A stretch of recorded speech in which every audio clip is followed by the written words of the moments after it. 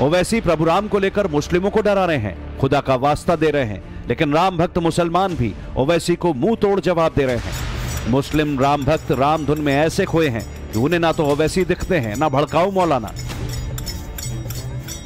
अयोध्या में राम जी पधार रहे हैं, इसलिए हम लोग उनकी खुशियां मनाने के लिए मंदिर पर आए हैं और भजन गा के उनका स्वागत करेंगे।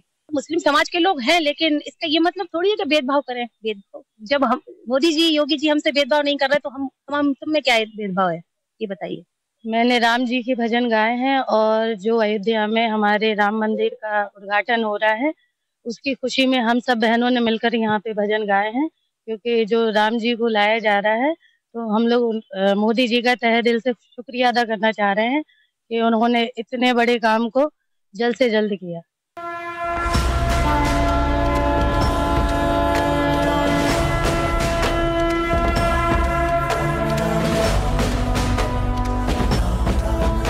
राम सबके हैं, राम विश्व की आस्था के केंद्र में है। ना कोई धर्म, ना कोई जाति, ना कोई छोटा, ना कोई बड़ा। प्रभु राम के दरबार में सब एक समान हैं। यही वजह है कि 90% मुस्लिम आबादी वाले देश इंडोनेशिया के कण कण में प्रभु राम बसते हैं।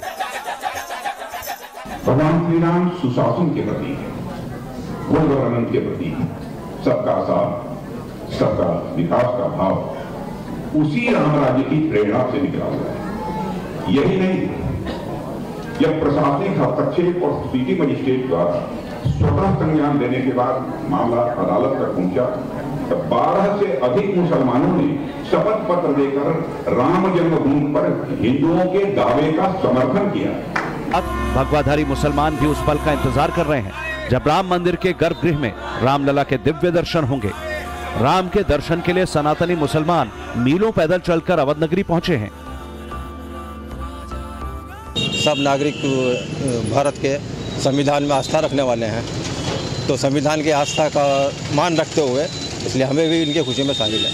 महादेव मंदिर में एक प्रोग्राम है, उसमें साथ रहूँगा और जो लाइव चलेगा उसमें रहूँगा।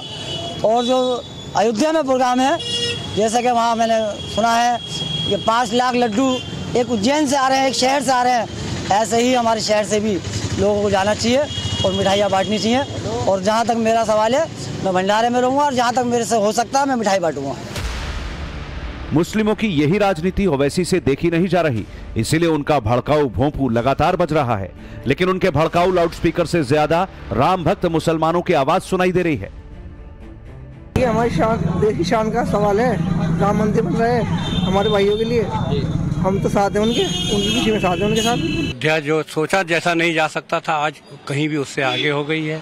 रोड, गलियां, सड़क सब बेहतरीन है, गवर्नमेंट का इंतजाम फर्स्ट क्लास, और क्या चाहिए। और रामलला आ रहे हैं, राम मंदिर इतना, ये तो बहुत खुशी की बात है।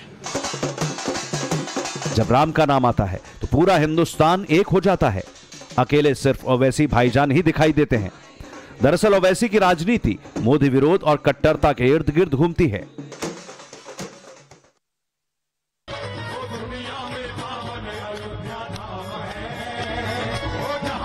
जब राम का नाम आता है तो पूरा हिंदुस्तान एक हो जाता है, अकेले सिर्फ ओवैसी भाईजान ही दिखाई देते हैं।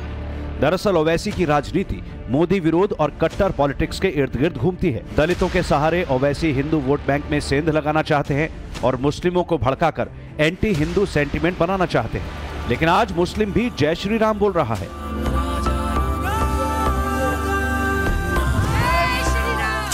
और राम विरोधियों को दलित समाज भी मुंह तोड़ जवाब दे रहा है। प्राण प्रतिष्ठा से पहले एक बार फिर मस्जिद राज छेड़कर इस मामले को न केवल हवा देने की कोशिश की जा रही है, बल्कि मुसलमानों को भड़काने की भी कोशिश हो रही है। ओवैसी नेशनल लेवल पर एक्टिव हैं, जबकि समाजवादी पार्टी के सांसद एसटी हसन यूपी को भड़काने का जिम्मा संभाले हुए हैं। स्टे भी था, लोगों ने सुप्रीम कोर्ट को, अदालतों को एफिडेविट भी दिए थे कि इस ढांचे की सुरक्षा की जाएगी, कानून व्यवस्था बरकरार रखी जाएगी।